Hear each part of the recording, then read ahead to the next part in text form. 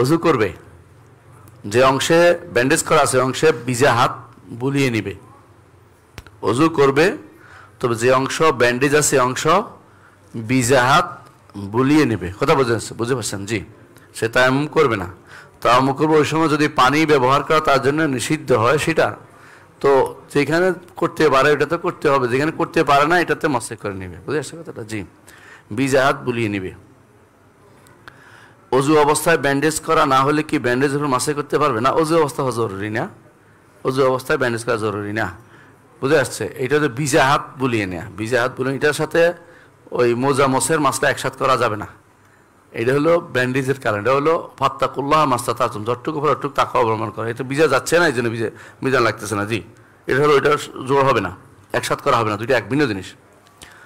দ্বিতীয় প্রশ্ন, যেহেতু টুপি, পাগড়ি বা রুমালে মাথা ঢাকা আরবীয় কালচার এগুলো ব্যবহার করা শরীয়তে নির্দেশিত নয়, তাই সালাতের পূর্বে টুপি পরাকে নেকির কাজ বা বাধ্যতামূলক করা কি বিদআত হবে না? বিদআত হবে কেন? বাধ্যতামূলক তো মানে এটা সুন্নত। যদি কেউ মনে করে যে টুপি পরলে সওয়াব বেশি হবে তখন বিদআত হবে। টুপি পরলে, পাগড়ি পরলে 70 গুণ সওয়াব হবে তখন বিদআত হবে। কিন্তু রাসূল তো টুপি পরে নামাজ পড়ছে, পাগড়ি পরে নামাজ পড়ছে, সব বেদাত হবে কি জন্য?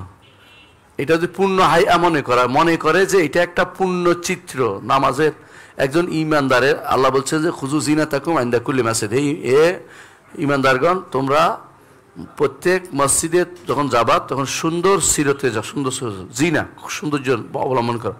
সৌন্দর্য অবলম্বন করা একটা হচ্ছে কি টুপি এবং পাগড়ি পরা। এটাকে অসুন্দর মনে করার তো কোনো কারণ নাই, এটা তো বেদাত হবে না কোনোভাবেই। অন্য সময় পড়ে না, এখন পড়তেছে, এটা হচ্ছে ভালো, সালাতের জন্য ভালো কাজটা করতেছে, কিন্তু এটাকে সওয়াবের আশা করলে বেদাত হবে। অতিরিক্ত সওয়াবের আশা করলে, অতিরিক্ত সওয়াব আশা, হ্যাঁ এমনি তো সওয়াব হবেই, উত্তম সুরত এখতিয়ার করলে একটা সওয়াব হবে, এটা ঠিক আছে, এটা সমস্যা নেই, বেদাত হবে না, এটা ঠিক আছে।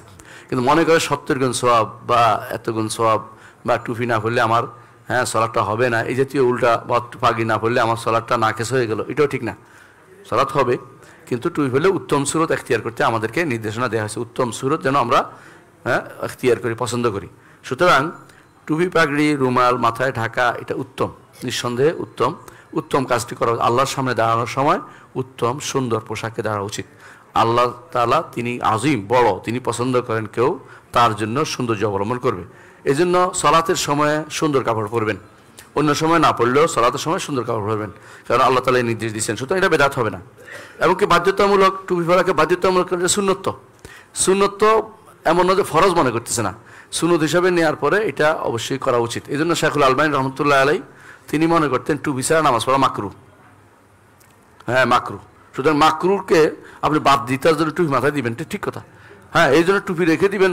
অনেকে আছে খালি মাথায় হাঁটে, এরপরে মসজিদে টুপি রেখে দেয়, একটা মাথার দেয়, এটা তো হচ্ছে তারপরেও এটা একটা বেদাত, কোনো সন্দেহ নেই টুপি রেখে দেয়া, কারণ এটা কোনো শরীয়তে নেই। যেমন মসজিদের মধ্যে গাছ রেখে দেয়া, গাছ দিয়ে ভরে ফেলা, মসজিদ ভরাই ফেলা, ওই যে একটা দেখতে পাচ্ছি গাছ, এরকম গাছ দিয়ে মসজিদ ভরাই ফেলা, এটাও বেদাত, কোনো সন্দেহ নেই। কোনো মসজিদ তো গাছে ভর্তি, তো এগুলি বেদাত। কিন্তু সত্যি এটা বেদাত নয়, মানে আপনি টুপি পরে আসবেন, টুপি পকেট থেকে বের করে পড়বেন, বা টুপি পরেন না, এটা অসুবিধা নাই, কিন্তু টুপি পরবেন, নামাজ পড়বেন, এটা বেদাত নয়। যেমনিভাবে আপনি সোত্রা দিয়ে নামাজ পড়া বেদাত নয়, কিন্তু সোত্রা একটা বানাইয়া মসজিদে রেখেই দিচ্ছেন, ওইটা কিন্তু মসজিদে রাখা হতো না রাসূলের যুগে, কিন্তু আপনি রাখা বেদাত হবে। মহিলারা কি সাদা চুল কালো রং করতে পারবে অথবা কলপ লাগাতে পারবে?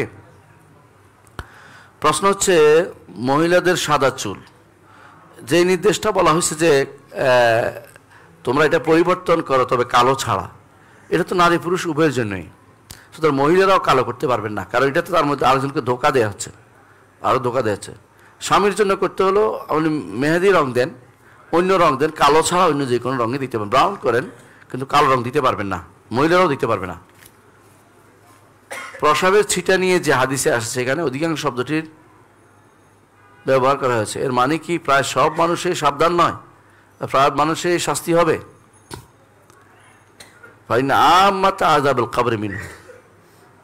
এটা তো বলে নাই, অধিকাংশ কবর আযাবের বেশি বড় কারণ এটা বলছে। অনুবাদের মধ্যে ভুল হতে পারে আপনাদের, বুঝেন কিনা কথাটা? মানে কবর আযাবের অধিকাংশ কারণ, অধিকাংশ মানুষ করে এটা নয়, মানে যত মানুষের কবর আযাব হয় তাদের বেশিরভাগই এর মাধ্যমে হচ্ছে, কারণ তারা এটা নিয়ে থাকে, সালাত হয় না তাদের। কারণ আপনার কাপড়ে যদি কোনো পেশাব লাগে, আপনার যদি শরীরে পেশাব লেগে থাকে, নামাজ কি হবে? সালাত হবে না, এটা উদ্দেশ্য। কিন্তু এর অর্থ এই নয় যে কাপড়ে গায়ে পেশাব লাগছে বলে আপনার আযাব হবে, এটা ঠিক না। কারণ আপনি গোসল করলে চলে যাবে। গায়ে পেশাব থাকে যদি কোনো কেউ বসে থাকে জোহরের আগে, সারাদিন বসে থাকলে কোনো গুনাহ হবে না। কেন গুনাহ হবে? গুনাহ তো কিছু নেই। গুনাহ হবে কখন? এইটা নিয়ে যদি কোনো সালাত আদায় করে, কিন্তু এটা ধুয়ে ফেললো অথবা কাপড় বদলাই ফেললো, তার গুনাহ হওয়ার কোনো কারণ নাই। তো আযাবুল কবর যাদের হয় এদের অধিকাংশ এই কারণ, এটা বলা উদ্দেশ্য। কারণ ঈমানদার সাধারণত অন্য জিনিস থেকে বাঁচতে থাক পারলেও এই জায়গাতে অনেকের কাছে কিছুটা খেয়াল রাখে না, ঠিক মতো চলে না, অসাবধানতাবশত হয়ে যাচ্ছে, এই জন্য আযাবুল কবর হবে। বুঝতে পারছো কথাটা? কিন্তু অন্যান্য জিনিস সরাসরি শিরক রাসূলের যুগে কেউ শিরকে আক্রান্ত হবে এই আশঙ্কা করা যেত না। বর্তমান সময়ে কিন্তু হ্যাঁ, এটাই শুধু নয়, এটা রাসূলের যুগের লোকদের বেশি অবস্থা ছিল যে তারা আযাবুল কবর, তারা তো শিরক করতো না, কুফর করতো না, নিফাক করতো না, এবং তাদের মধ্যে কুফরের ফকারগুলি পাওয়া যেত না। আমাদের সময়ে কুফরের ফকার ভর্তি। হ্যাঁ, এখানে গুনার আরো বড় বড় গুনাহ মানুষ করে যাচ্ছে, সেখানে এসে আপনি ওই এইটা দিয়ে দলিল দিয়ে আর কিছু বাদ দিয়ে সপ্তাহের গজ হাঁটার জন্য, লেফট রাইট করার জন্য চিন্তা ভাবনা করতেছেন, এটা বন্ধ করে দেন। লেফট রাইট করে না, হ্যাঁ, লেফট রাইট করে না। আপনি রাসূলের যুগে কেউ লেফট রাইট করে না, এই জন্য রাসূল তো বলতে পারতেন, এই সাবধান, এখন থেকে তোমরা যেহেতু কবর আযাব বেশি বেশি হয়, এই কারণে তোমরা সপ্তাহ 40 কদম হাঁটবা। রাসূল বলছে কোনোদিন? সাহাবায়ে কেরাম বলছে? এগুলি হচ্ছে অসভ্য কাজ, অসভ্য কাজ। এগুলির ওই যে আজকে যারা বসে বসে মারামারি করছে দেখেন না, একরামুল মুসলিমিন আকাশে উড়ে চলে গেছে। একরামুল মুসলিমিন আকাশে চলে গেছে। আমরা এটা এতদিন পর প্রমাণ পাইলাম যে শুনেন, যে কোনো জিনিসে এরকম হবে, বুঝবেন যে বেদাতিরা কখনো একরামুল মুসলিম বেদাতের জন্য হয়। আল-তুয়ুরু আল আশকাল হ্যাঁ তাকা, বুঝলেন কিনা? পাখি তার সমগোত্রে যাইয়া পড়ে। হ্যাঁ, বাজ বা বাজ, কবুতর বা কবুতর, কবুতর কবুতরের কাছে, বাজ বাজের কাছে যায়। তো এরা তবলিগিরা সারা জীবন সম্মান করছে, বুঝছেন তো? যখনই দেখছে যে আর একটা নেতৃত্বের কোন্দল শুরু হয়েছে, একে অপরে মাইরে ফেলতো, দ্বিধা করে, আবার বলে শহীদ, গোড়া ডিমের শহীদ। এগুলি রাসূলের হাদিস অনুসারে জাহান্নামে যাওয়ার কথা। আমরা জাহান্নামে বলতেছি না, জাহান্নামে যাওয়ার কথা রাসূলের হাদিস অনুসারে। হ্যাঁ, যে মারছে কাফের, যে মরছে শহীদ না, ফালতু কথা জায়গা পায় না। আর আউযু বিল্লাহি মিনাশ শাইতানির রাজিম, এই সমস্ত এই জাহেলদের ফতোয়া বের হইতে পারে। এরা আলেম নামদারি জাহেল, আলেম নামদারি জাহেল। রাসূলুল্লাহ সাল্লাল্লাহু আলাইহি ওয়াসাল্লাম যেখানে বলেছেন, ইজাল তাকাল মুসলিমানি বিসাইফাইহিমা ফাল কাতিলু ওয়াল মাকতুলু ফিন্নার। দুইজন মুসলিম যদি কোনো তাদের অস্ত্র নিয়ে একে অপরকে আঘাত করতে যায়, মৃত এবং যে হত্যা করছে উভয় জাহান্নামী। তো জিজ্ঞাসা করি, রাসূলুল্লাহ দুইজন কেন জাহান্নামী? একজনও জাহান্নামী হবে, যে মারছে সে। মারছে তো সে, যে মার খাইছে সেও চাইছে মারতে, অস্ত্র নিয়ে বেরিয়েছে কি জন্য? যদি এমন হইতো কোন আব্দুল্লাহ আল মাকতুল, যে কিছু অস্ত্র নেই আমি মরে গেলে মরে যেতে পারি, ওই আল্লাহর বান্দা কার মতো?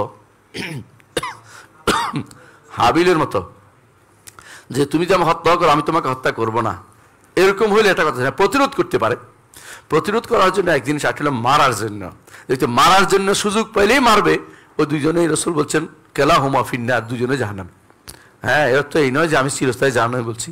আল্লাহ তওবা দরজা মুক্ত রাখছেন, যে জীবিত আছে মারছে সে তওবা করলে আল্লাহ ক্ষমা করবেন, কিন্তু আখিরাতে শাস্তি আমি জানি না মাপ পেবে কিনা। ক্ষমা করবেন কদ্দূর?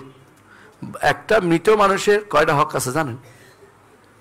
মরা মানুষের 3টা হক। 1 নম্বর হচ্ছে আল্লাহর হক, আল্লাহর বান্দাকে মেরে ফেলছেন, এই জন্য এটা মাফ হবে। দ্বিতীয় হক হচ্ছে বান্দার জীবিত থাকার হক, এই হকটা মাফ হবে না। আর 3 নম্বর হচ্ছে বান্দার আত্মীয় স্বজন বাচ্চা কাচ্চার হক, এইটাও তো মাফ হচ্ছে না। হাসরের দিন এই জন্য মৃত ব্যক্তিটা মাথাটা নিয়ে হাজির হবে, ইয়া রব সাল হাযালি মা কাতালানি, এরব একে জিজ্ঞাসা করুন কেন আমাকে হত্যা করেছে। এই জন্য রাসূলুল্লাহ সাল্লাল্লাহু আলাইহি ওয়াসাল্লাম বলেছেন, লা ইয়াজাল মারউ ফি ফুসহাতি মিন দীনিহি মা লাম ইউসিব দামান হারামান। একজন মানুষ তার দ্বীনের মধ্যে প্রশস্ততার মধ্যে থাকে, বাঁচার পথ থাকে, ততক্ষণ পর্যন্ত না দ্বীনের মধ্যে থাকলে শিরিক করতে আলাদা কথা, দ্বীনের মধ্যে গুনার মধ্যে এটা বড় গুনাহ যে কাউকে হত্যা করা। এই লোকেরা যারা হ্যাঁ টঙ্গীর মাঠ দখলের জন্য তারা হত্যা করেছে একে অপরকে। মাঠটা যদি বোধ দিয়ে দেওয়া হয় কি হবে? মাঠের অভাব আছে, মাঠ ছাড়া কি তার দাওয়াত চলে না? আমাদের দুনিয়ার জীবনে বর্তমান সময় আমরা দেখতে পাচ্ছি বেশিরভাগ মানুষই তাফে আতফা যে জিনিসের কোনো মূল্যহীন, এটা নিয়ে মানুষ মরে যাচ্ছে, কোনো কারণ নাই মরে যাচ্ছে, মারিয়ে ফেলতেছে কে একে অপরকে। টঙ্গীর মাঠ দখলের জন্য মানুষ মারা যাচ্ছে, কি দুঃখজনক ঘটনা এগুলি। টঙ্গীর মাঠ, হ্যাঁ, 49 কোটির মাঠ, এই জন্য নাকি আর কিছু? টঙ্গীর মাঠ কি হলো? টঙ্গীর মাঠ যদি কোনো সরকার বদলে আরেকটা জায়গা দেয়, দিতেই পারে সরকার। টঙ্গীর মাঠ ওদেরকে দিছে এক সময়, হ্যাঁ, এক শাসককে দিছে, যে বুঝে দেখ না বুঝে দেখ, এটা একটা বিপদের কারণ হয়ে দাঁড়াইছে। বুঝে আসছে কথাটা? প্রত্যেকে তার জায়গায় মসজিদে আছে আলোচনা করবে, অথবা নিজের জায়গাতে ঘর করবে। সরকার জায়গা দিতে হবে কেন? এইসব বেদাতের জন্য। এটাও তো জানার বিষয়। তো যদি করে এই সমস্ত জায়গাতে দিছে, এরপরে এখানে মারামারি করতেছে, এটা যে কোনো সময় এটা উড্র করা উচিত, যে তোমরা মারামারি করছো, যেহেতু এটা তোমাদেরকে আর দেওয়া হলো না, কারণ এটা তোমরা তো মারামারি করো, কারণ তোমরা তো শান্তি বিঘ্নিত করতেছো, এবং তোমাদের দ্বারা যে সমস্ত মানুষ মারা যাচ্ছে, এখন তো শুনতেছি আরো অনেক বেশি মারা গেছে, এটা আসলে দুর্ভাগ্যের বিষয়। সুতরাং এই জাতীয় কাজ করা যাবে না, ঠিক আছে? বুঝে আসছে? অর্থাৎ এগুলো এটা কোথেকে চলে গেলাম আমরা। যাক, এখানে যাদের শাস্তির কথা বলেছে, এদের কি নামাজও কবুল হবে না? ও নামাজ কবুল হবে কেমনে? ঘটনা তো এটাই, ওটা বুঝেন না। এই শাস্তিটা কেন হচ্ছে? এই শাস্তিটা হচ্ছে নামাজ কবুল হবে না বলেই তো, ইবাদত কবুল হবে না বলেই তো। এই জন্য নয় যে কাপড় পেশাব লাগছে বলে আমার শাস্তি হয়ে যাবে, কথা এরকম না কিন্তু। কারণ রাসূলুল্লাহ সাল্লাল্লাহু আলাইহি ওয়াসাল্লাম তিনি রাত্রি যাপন করতেন কি অবস্থায়? জুনুব অবস্থায়। সারা রাত ধরে তিনি জুনুব থাকতেন, হাদিসে আছে। বাবু মান ইউসবিহু জুনুবান, বুখারী তার রাওয়ায়াতে আনছে না? তিনি জুনুব অবস্থায় রাত্রি যাপন করছেন, সকালে গোসল করছেন, হাদিসে আছে। এর অর্থ হচ্ছে যে জুনুব অবস্থা থাকলেই গুনাহ হচ্ছে না, পেশাবে কাপড় গায়ে লাগলেই গুনাহ হচ্ছে না, পেশাব গায়ে কাপড় লাগলেই বদলাই ফেললে হলো। কিন্তু এই বেটা এইটা দিয়ে যদি সালাত আদায় করে তাহলে সমস্যা আছে। এইটা দিয়ে যদি কোনো কাপড়ের পেশাব নিয়ে যদি নামাজ পড়ে তাহলে সমস্যা হচ্ছে। এইটা বলা উদ্দেশ্য। আপনার কথা ঠিক আছে। জি, পরের প্রশ্ন, ইস্তিগফার পড়ার ক্ষেত্রে কোন নির্দিষ্ট শব্দ চয়ন করা কি প্রয়োজনীয়? যেমন রাসূলুল্লাহ সাল্লাল্লাহু আলাইহি ওয়াসাল্লাম দৈনিক 700-100 বার ইস্তিগফার করতে, সেখানে কোনো বিশেষ শব্দ চয়ন করতেন না? আস্তাগফিরুল্লাহ, আস্তাগফিরুল্লাহ, আস্তাগফিরুল্লাহ, আস্তাগফিরুল্লাহ, মন থেকে, হ্যাঁ। আর যদি কোনো একটু বেশি বলেন, আস্তাগফিরুল্লাহাল্লাযী লা ইলাহা ইল্লা হু আল হাইয়ুল কাইয়্যুম ওয়া আতুবু ইলাইহি। যদি আরো বেশি বলতে চান, আল্লাহুম্মা ইন্নী যালামতু নাফসি যুলমান কাসীরা ওয়া ইন্নাহু লা ইয়াগফিরু যুনুবা ইল্লা আনতা ফাগফির লি মাগফিরাতাম মিন ইনদিকা ওয়ারহামনি ইন্নাকা আনতাল গাফুরুর রাহিম। যদি আরো একটু বেশি বলতে চান, কি বলবেন? আল্লাহুম্মা আনতা রাব্বি লা ইলাহা ইল্লা আনতা আহসানতা সাইয়্যিদুল ইস্তিগফার। আলহামদুলিল্লাহ, এগুলো হচ্ছে ইস্তিগফার। বুঝে আসছে? তো এগুলো হচ্ছে শব্দের মধ্যে ইস্তিগফার। এর উপর যদি ইস্তিগফারের উপরে একটা লেখা আছে, বের করতে পারলে ভালো হবে ইনশাআল্লাহ, দেখি আজকার উপরে। তো ওইটা আরো কিছু ইস্তিগফার আসছে, এটা বাদেও ওইগুলো উল্লেখ করতে পারবো, কিন্তু অতিরিক্ত শব্দ চয়ন নিজে বানাই করলো। মূল ইস্তিগফার আস্তাগফিরুল্লাহ ঠিক আছে, এরপরে বানাইলে গুনাহ হবে না, কিন্তু সুন্নাহ মোতাবেক হবে না। কথা বুঝে আসছে? জি। কোরআন মজিদের ছেঁড়া পাতা, জীর্ণ কপিগুলি কি করবো? মাটিতে পুঁতে ফেলবো নাকি চলমান পানিতে ফেলে দেবো? কোরআন কারীমের বাতিল করা কপিগুলির বিষয়ে হযরত ওসমান কি করেছিলেন? হযরত ওসমান পুড়িয়ে ফেলেছিলেন। এই জন্য যারা ধর্মান্ধ বুঝে না, পড়াইছে কেন, এই জন্য ওনার বিরুদ্ধে অভিযোগ দিছে কোরআন পড়াইছে। বুঝে না কথাটা? বর্তমান সময় আপনি যদি কারোর সামনে কোরআন পড়াইতে যান, তো কেস করবে আপনার বিরুদ্ধে। ওই যে যশোরে কিছু ছেলে পুরান পাতা পাতা পড়াইছে, এর মধ্যে কোরআন শরীফ পড়াইছে। গত পুরা 16টা বছর ওদের জ্বালাই মারছে, 15টা বছর। একজনে কেস করছে, বেশি দরদ ইসলামের। বাহ, জীবনে কোরআন শরীফ কোনো বাস্তবায়ন করবে না, কিন্তু দরদের ক্ষেত্রে উঠছে। এটা কি দরদ কেস করছে? যে এরা কোরআন পড়াইছে, কোরআন পড়ানো মামলা। বুঝলেন কথাটা? এই জন্য যদি এগুলো পড়াই, এগুলি নিয়ম হচ্ছে পুড়িয়ে ফেলা।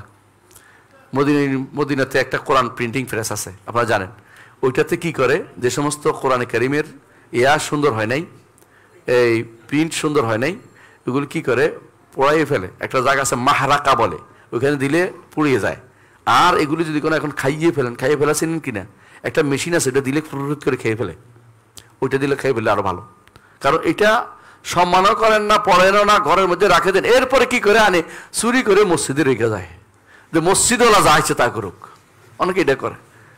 এটা তো শরীয়ত বলে না রে ভাই, এটা শরীয়ত বলা হচ্ছে যেগুলি কাজে লাগতেছে না, এগুলি আপনি নিয়তের উপর নির্ভরশীল। আপনি তো কোরআন পড়ার নিয়ত কাজটা করেন নাই, যেগুলি আসলে কোনো কাজে লাগতেছে না, এটাকে আপনাকে মাহারাকাতে দিয়ে পুড়িয়ে ফেলা হচ্ছে নিয়ম। কিন্তু মানুষের সামনে পুড়লে আপনি কেস করবে, এই জন্য করতেছি না।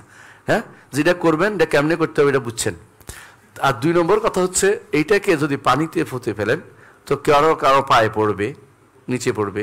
মাটিতে পুঁতে ফেললে কোরআন পুঁতে ফেলা হবে, এটা তো আর কোনো কাজের হলো না। কোরআন পুঁতে ফেলবেন কেন আপনি? কোরআন তো পুঁতে ফেলা জিনিস না। হ্যাঁ, অনেকে আছে কবরের মাধ্যমে কোরআন শরীফ এখান দিয়ে আসছে, কেন কোরআন পড়বে কবরের ভিতরে? তো কবরের এটা তো গুনার কাম করছে, বড় ধরনের গুনাহ। কবরের কোরআন শরীফ দিয়ে আসছে। হ্যাঁ, একেবারে সত্য ঘটনা, হ্যাঁ, ওই যে শশিনার এক বড় মহাদ্দেশ মারা গেছে আমাদের 14 গ্রামের নাঙ্গলকোটের দিকে, ওইকে 14 গ্রাম নাঙ্গলকোট বলে জানি না, কুমিল্লাতে। হ্যাঁ, বড় মহাদ্দেশ সারজানিয়ার মহাদ্দেশ বলতে ওনাকে, হ্যাঁ, সারজানিয়ার হুজুর। উনি মরার পরে ওনার কবরের নিচে ইয়া দিছে, বিছানা দিছে, তার বালিশ দিছে, তারপরে কোরআন শরীফ দিয়ে আসছে। তাহলে আমি বলি অজুকে করাবে কি, অজু লাগবে না, কোরআন শরীফটা পড়ে ফেলবে? হায় হায় রে, অজুর পানি দিয়ে আসলো না কেন? আর অজুর পানি দিয়ে অল্প স্বল্প দিতে হবে, কল বসাই দিতে হবে। কারণ নাহলে কি হুজুর প্রতিদিনকে 21 দিন নামাজ পড়বে নাকি? হ্যাঁ, তাহলে কলও বসাই দিতে হবে, হুজুর সাপ দিয়ে, সাফ কল দিয়ে অজু করে কোন রকম। আর যদি কোনো একটা খাদেম দেয় তাহলে আরো ভালো হয়। হ্যাঁ, খাদেম দিত কারা জানেন তো? হিন্দুরা। হিন্দুরা যদি কোনো তখনকার সময় মরে গেলে কি করতো? হ্যাঁ, বউটাকে দিত। কেন? খেদমত করবে কে? বুঝলেন না? খেদমত করবে কে? মহাভারতের কাহিনী তো এটা থেকে উৎপত্তি হয়েছে। মহাভারতের কাহিনীটা থেকে উৎপত্তি হয়েছে, পড়ে দেখে না, বাকিটা বললাম না। দ্বিতীয় প্রশ্ন, সালাতে জানাজা কি সুন্নতে মুআক্কাদার পর আদায় করা যাবে? সুন্নতে মুআক্কাদা আগে আদায় করবেন। কেন? এটা ফরজে কিফায়া, আর সুন্নতে মুআক্কাদা তো বাসায় পড়া নিয়ম। বাসায় পড়া নিয়ম, আপনি এখানে সুযোগ পাইছেন পড়বেন, ভালো। তাই বলে ফরজে কিফায়া বাদ দিয়ে এটা করবেন, এটা কখনো করা যাবে না। বুঝে আসছে কথাটা? অবশ্যই কি করবেন? সুন্নতের আগে করবেন। যারা যারা এটা উল্টাটা করতেছে তারা সুন্নাহ বিরোধী কাজ করতে। রাসূলুল্লাহ সাল্লাল্লাহু আলাইহি ওয়াসাল্লাম আদর্শ ছিল এটাকে তাড়াতাড়ি করা, জানাজা দেরি করার নিয়ম নাই। জানাজা দেরি করার কোনো নিয়ম নাই, জানাজা কোনো দেরি করা যায় না, কোনোভাবে দেরি করা যায় না। দেরি করার দরকার হলো ফরজ সালাতের কারণে, ফরজ সালাত ফরজে আইন, এটা ফরজে কিফায়া, এই জন্য ফরজ সালাতের পরে করতে হয়। বুঝলেন না কথাটা? কিন্তু আপনি এর ফলে সুন্নত মুআক্কাদা কেন পড়বেন? আগে কি করবেন? ওটা করবেন। ঠিক আছে, বুঝে আসছে? মসজিদ নববীতে তাই হয়, মসজিদ নববীতে তাই হয়। এটা দেখবেন মসজিদ নববীতে আপনি সুবহানাল্লাহ আলহামদুলিল্লাহ পড়তেও সুযোগ পাচ্ছেন না, আগে এটা দিচ্ছে। কারণ ওইটা শেষ করে সুবহানাল্লাহ আলহামদুলিল্লাহ পড়েন। কিছুক্ষণ কোরআন তেলাওয়াতের পর কোরআন মাজিদটি সাজদার স্থানের সম্মুখে রিহালে রেখে কি সালাত আদায় করা যাবে? হ্যাঁ, করা যাবে, কোনো সমস্যা নেই, কোনো সমস্যা নেই। সাজদার সামনে রাখলে, রেহালের সামনে রাখছেন তো, এখন এটা আপনার জন্য কোনো অসুবিধার কারণে, আপনি তো কোরআন সাজদা করতেছেন না, এটা কোনো কারণ নাই, এটা রাখছেন রাখার সুবিধাতে, এই জন্য। আর সামনে রাখলে এই জন্য পাশের লোকে ডিস্টার্ব হবে না, সামনে রাখছি। সেজদার আর একটু সামনে, সেজদা দিয়ে সামনে রাখছেন, কোনো সমস্যা নেই, বরং এর পাশে দিয়ে মানুষ যেতে পারবে, আরো সুবিধা হয়েছে। জুমাবার গোসল করা কি তাকিদযুক্ত সুন্নাহ? অবশ্যই তাকিদযুক্ত সুন্নাহ, অবশ্যই। এমনকি আমাদের শেখ বলতেন, রাসূলুল্লাহ সাল্লাল্লাহু আলাইহি ওয়াসাল্লাম বলছেন ওয়াজিব। কি বলছেন? ওয়াজিব। আমি এটাকে সুন্নাহ বলতে রাজি নেই, মানে ওয়াজিব যেহেতু বলছে রাসূলের হাদিসে, গোসল ইয়াউমুল জুমআতে ওয়াজিবুন আলা কুল্লি মুহতালিম, প্রত্যেকটি যাদের বয়সপ্রাপ্ত হয়েছে এবং প্রত্যেকটি বয়সপ্রাপ্ত ব্যক্তির উপরে জুমার গোসল করা ওয়াজিব। যদি না পারে ভিন্ন কথা, চেষ্টা করবেন কোথাও থেকে আসলো যেন অন্তত বাথরুমে ঢুকে হলেও পানিটা ছেড়ে একটা শাওয়ার নিয়ে নেবেন। জি, এটা জি, আরও আছে, আচ্ছা শেষ করে নিই। পরিবারের খরচ বহন করার জন্য চিন্তায় আখিরাতের কাজে পিছিয়ে যাচ্ছে। এখন প্রশ্ন হলো, কিভাবে ব্যবসা ও আখিরাত সমতা রক্ষা করে আখিরাতে লাভবান হওয়া যায়? আল্লাহু আকবার। চিন্তা করবেন যে প্রতিদিন যে খরচ কমানো যায় কি করে, বাসার মধ্যে বাড়ানো চিন্তা করবেন না, বুঝলেন কিনা? এর জন্য দরকার হচ্ছে স্ত্রী, পরিবার, পরিজনকে আখিরাতমুখী করা, কারণ আপনি একা পারবেন না। এই জন্য সবচেয়ে বড় দরকার ওদেরকে আখিরাতের মুখী করুন। প্রত্যেকটা কথাই বলবেন যে এগুলি আজকে মরে গেলে কালকে নাই, আখিরাতের কাজ আমরা কি করতে পেরেছি। এটা যদি আসে তখন দেখবেন যে ছিঁড়া জুতা নিয়েও স্ত্রী অভিযোগ করবে না, আর ছিঁড়া জামা নিয়েও ছেলে অভিযোগ করবে না। তারা মনে করবে যে আমাদের এটা কিন্তু আমাদের আসল জায়গা নয়, সেই জায়গায় যদি ভালো পাই সেটা আমাদের কাজে লাগবে। তখন আপনার উপর অতিরিক্ত চাপ দিবেন, আপনি ব্যবসাও করবেন, যতটুকু চালাতে পারবেন ওটা খুশি হবে যে আমার বাবা তো হারাম খাওয়াচ্ছে না।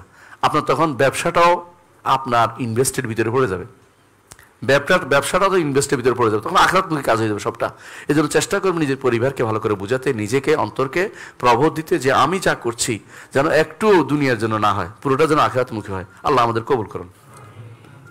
কবরওয়ালা মসজিদে নামাজ পড়া যাবে না? কবরওয়ালা মসজিদে নামাজ পড়া যাবে না, কবরওয়ালা মসজিদে কোনো নামাজ পড়া যাবে না। বুঝলেন? কবরওয়ালা মসজিদ বুঝছেন তো, যে মসজিদে কবর আছে, হ্যাঁ, মসজিদের সামনে কবর আছে, একটা ওয়াল আছে, তাহলে কবরওয়ালা মসজিদ নেই। এটা দুইটা ওয়াল থাকতে হবে, একটা হলো কবরের মসজিদ, একটা হলো মসজিদের ওয়াল, আর একটা অতিরিক্ত একটা ওয়াল।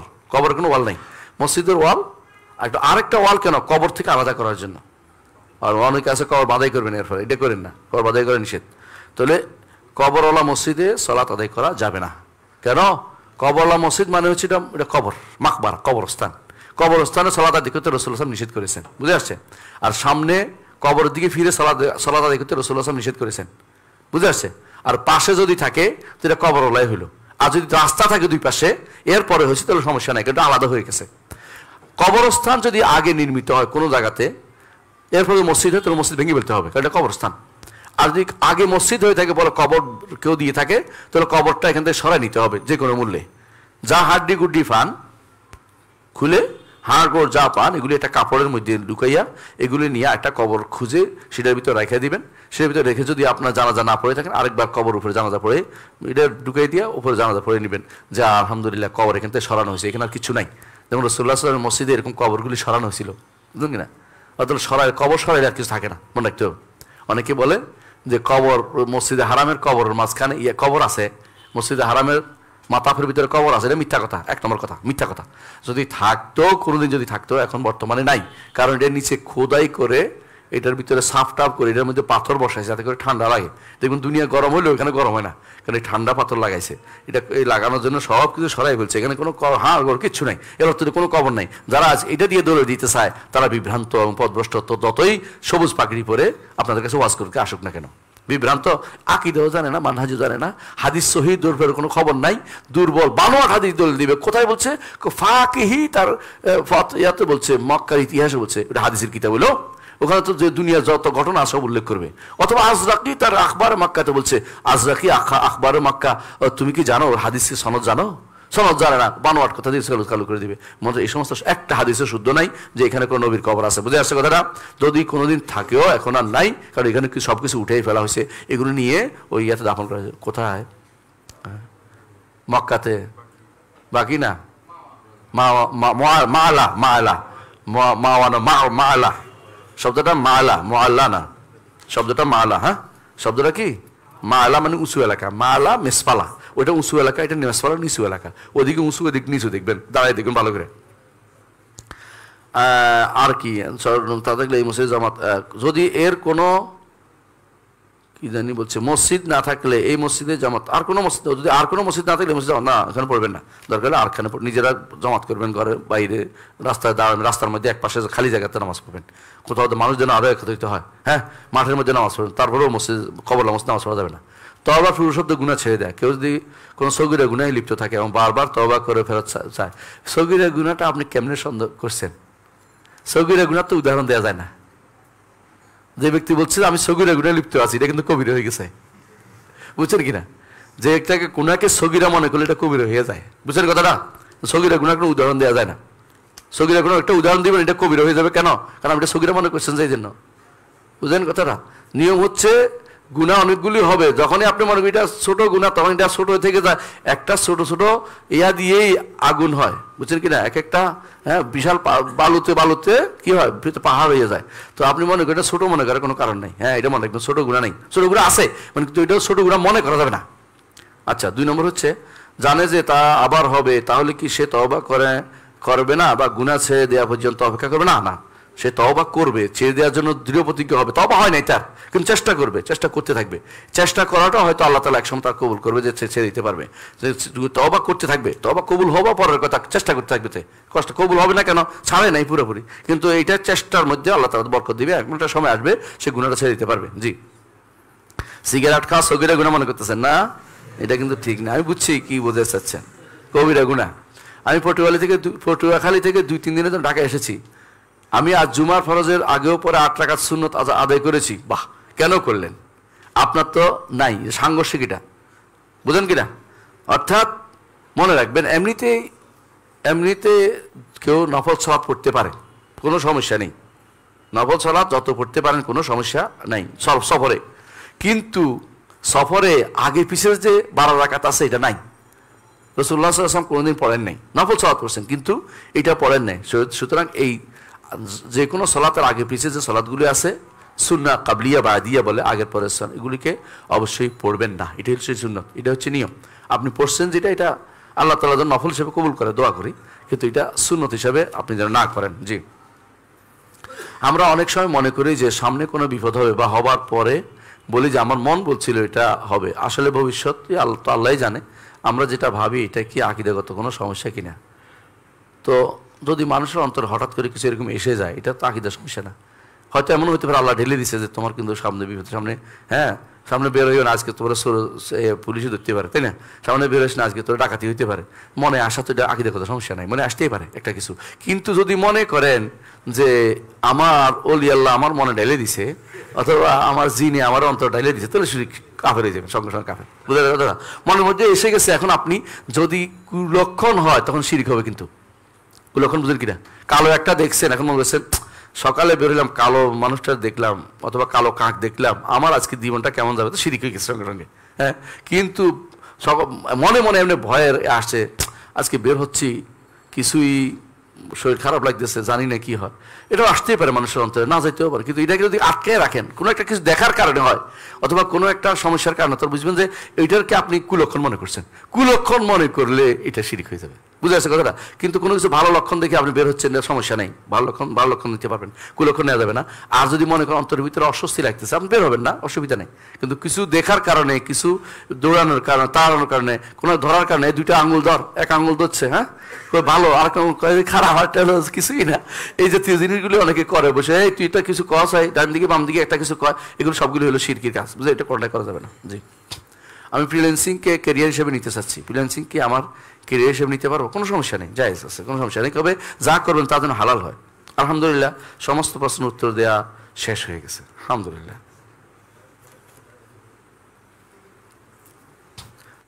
সুবহানাকাল্লাহুম্মা ওয়া বিহামদিকা আশহাদু আল্লা ইলাহা ইল্লা আনতা।